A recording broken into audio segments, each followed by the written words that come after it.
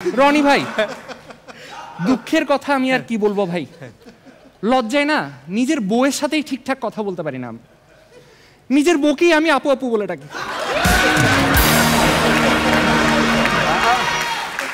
আর আমার বউ এই আপু ডাকা জিনিসটা এত সিরিয়াসলি নিছে যে সে আমাকে ভাইয়ের মতো ট্রিট করে। আমাকে প্রেগন্যান্সির নিউজটা এমন ভাবে দিছে যে আমার লজ্জায় মাথা কেটে যাওয়ার মতো অবস্থা। কি বললো?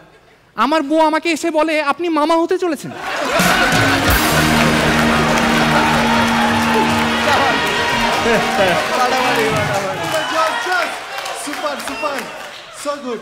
আর বাচ্চা হওয়ার পর আমি নিজের ছেলেকে ভাগিনা ডাকা শুরু করে ফেলছি লজ্জায়।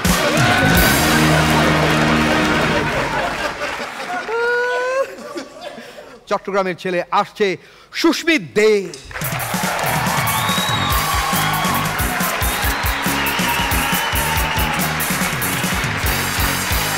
কেমন আছেন সবাই? আছি ভালো। সবাই আমার হাসির অনেক প্রশংসা করে। হ্যাঁ, আমার এই হাসিটা না খুশির থেকে আসে না, ভয় থেকেও আসে না। আসে? আমার এই হাসিটা আসে লজ্জা থেকে। আমি অনেক লাজুক। আচ্ছা, ছোটবেলা থেকে আমি অনেক লাজুক। আমার এই লজ্জা নিয়ে না অনেক কাহিনী আছে, কিন্তু এগুলো আমি কাউকে বলতে পারি না লজ্জায়। লজ্জা জিনিসটা যদি সুপার পাওয়ার হইতো, আমার নাম হইতো লজ্জা ম্যান, কিন্তু আমি কাউকে বাঁচাইতে পারতাম না লজ্জা। আমার সব থেকে প্রিয় গাছ হচ্ছে লজ্জাবতী গাছ। আচ্ছা, যদি কোনো দোকানে মহিলা দোকানদার থাকে, চার দোকানে, আমি ওখানে সব সময় রং চা অর্ডার দিই।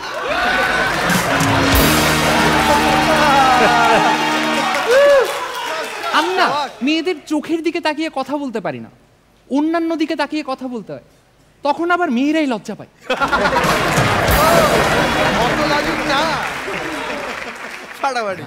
একবার আমি বাইক চালাই যাচ্ছিলাম, হেলমেট আনতে ভুলে গেছি।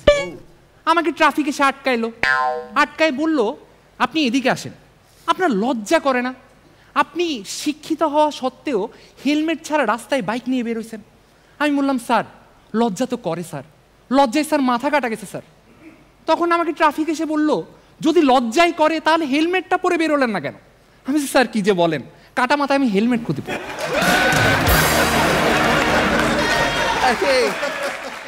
আমি লাজুক কারণ আমার বাবা লাজুক। আমার বাবা যদি লাজুক না হতো, আমার বয়স আরো 3 বছর বেশি হইতো।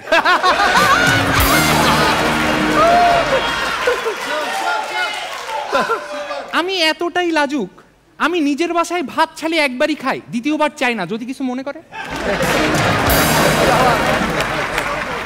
আমি নিজে একলা রুমে থাকলেও গামছা পরে তারপর প্যান্ট পরি, কারণ দেয়ালের যদি কান থেকে থাকে চোখও তো থাকতে পারে। আমি নিজের লজ্জাকেই ভয় পাই। আমি নিজের লজ্জাকে এতটা ভয় পাই যে আমার বাসার বাথরুমে কোনো আয়না নাই, কারণ জামা কাপড় ছাড়া নিজেকে দেখে ফেললে তো আমি লজ্জায় মরেই যাব। আমি টিভি দেখতে লজ্জা পাই। একবার টিভিতে আমি দেখলাম অ্যানিমেল প্ল্যানেটে পশু পাখি কিভাবে বংশ বিস্তার করে সেটা দেখাচ্ছে। আমি বাসার কেবল লাইনই কেটে দিছি। আমি এতটা লজ্জা পাই, আমি যখন ব্যাংকের কাস্টমার কেয়ারে ফোন দিই, ওখান থেকে যখন বলে প্রশিক্ষণের সাথে আপনার কলটি রেকর্ড করা হতে পারে, আমি লজ্জায় ফোনটা কেটে দিই। আমিন ভাই, আমি খালি বাংলায় লজ্জা পাই না, গার্লফ্রেন্ডের সাথে থাকলে রাতের বেলা আমি ইংরেজিতেও লজ্জা পাই। আমার গার্লফ্রেন্ডের সাথে এই লজ্জার কারণে না রোম্যান্স করতে পারি না। আমি একবার গার্লফ্রেন্ডকে ফোন দিছি, ফোন দিয়ে বলছি, জান তোমার তিলটা না অনেক সুন্দর। আমাকে তখন আমার গার্লফ্রেন্ড বলে, কোন তিলটা? আমি লজ্জায় ফোনটা কেটে দিছি।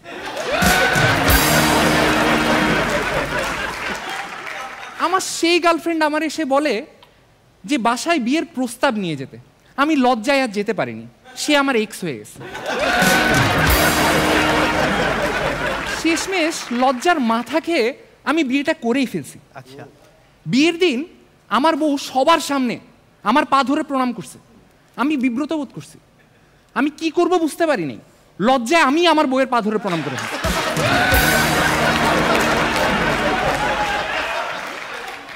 বিয়ের পর আমি আর আমার বউ গেছি শ্বশুর বাড়ি। ঘুরতে।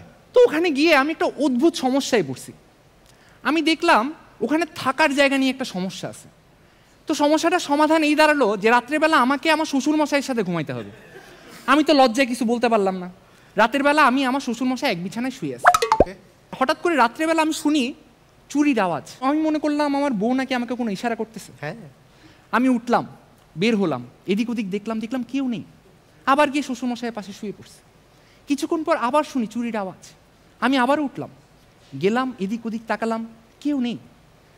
তৃতীয়বার চুরির আওয়াজ শোনা মাত্র আমার শ্বশুরমশাই বলল, বাবা তুমি আর উঠিও না, ওটা চুরির আওয়াজ না, গোয়ালের গরুর শেকলের আওয়াজ।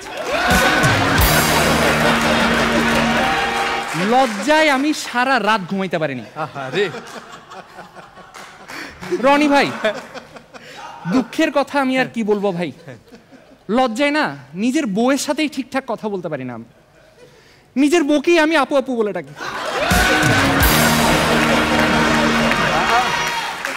আর আমার বউ এই আপু ডাকা জিনিসটা এত সিরিয়াসলি নিছে যে সে আমাকে ভাইয়ের মতো ট্রিট করে। আমাকে প্রেগনেন্সির নিউজটা এমন ভাবে দিছে যে আমার লজ্জায় মাথা কেটে যাওয়ার মতো অবস্থা। কি বললো? আমার বউ আমাকে এসে বলে, আপনি মামা হতে চলেছেন।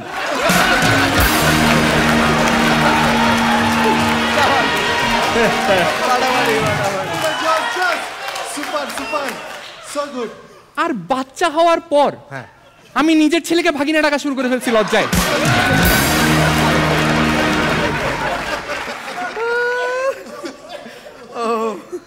লজ্জা নিয়ে আসলে আমার আরো অনেক কিছু বলার ছিল, কিন্তু আমার না লজ্জা করে।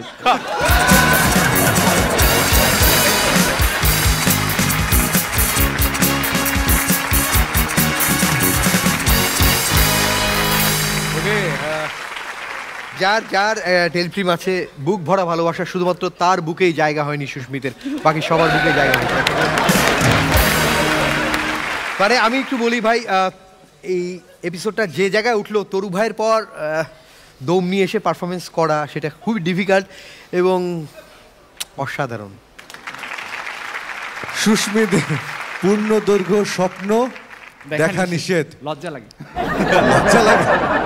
তুমি আজকে সবার লজ্জা ভেঙে দিয়েছ।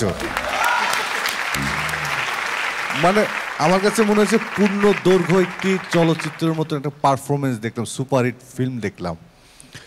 অসম্ভব সুন্দর একটা ছোট্ট সাবজেক্টকে কিভাবে এত সুন্দর ঘুরিয়ে পেঁচিয়ে এত সুন্দর প্রেজেন্টেবল করা যায়। এবং তোমার মধ্যে আজকে যে জেদ দেখেছি যে আমাকে ফাইনাল সুপার সিক্সে যেতেই হবে, এই জেদটা খুব বেশি তোমার পজিটিভ সাইন ছিল এবং যেটা তোমাকে পারফরমেন্সটা অনেক অনেক ব্রাইট করেছে।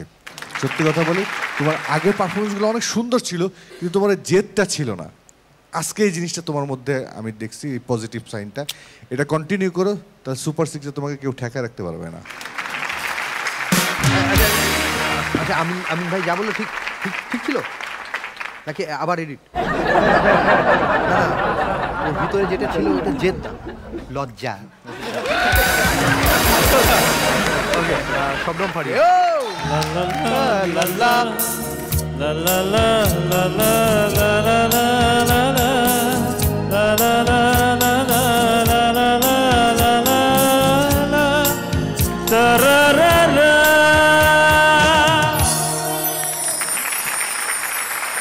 খুব ভালো ছিল, খুব ভালো ছিল। অ্যান্ড আগের এপিসোডে সবাই খুব আমাকে নিয়ে বলছিল আমি কেন আনহ্যাপি। আমি এই ধরনের পারফরমেন্স চাই। লাস্ট পারফরমেন্সটা বা এইটা হচ্ছে এই লেভেলে আসার পরে এভাবে পারফরমেন্স করা উচিত। আমি বলছিলাম তুষার ভাইকে যে আমার গালের এই দুই জায়গায় ব্যথা করছে, পরপর দুইটা এরকম পারফরমেন্স। So good. একটা সত্য শব্দ, মানে ছোট্ট একটা শব্দ, লজ্জাকে নিয়ে যে এত কিছু হতে পারে এবং সেটা মানে দম ফাটানো, সুস্মিত এক্সিলেন্ট। ওকে প্রিয় দর্শক, শুধু আপনাদের উদ্দেশ্যে আমি একটা কথা বলতে চাই, যারা বলেন যে লজ্জা থাকলে কিচ্ছু হয় না, তাদের জন্য এটা একটা চ্যালেঞ্জ, একটা উদাহরণ হয়ে থাকলো যে লজ্জা থাকলে হয়। অসাধারণ, প্লিজ।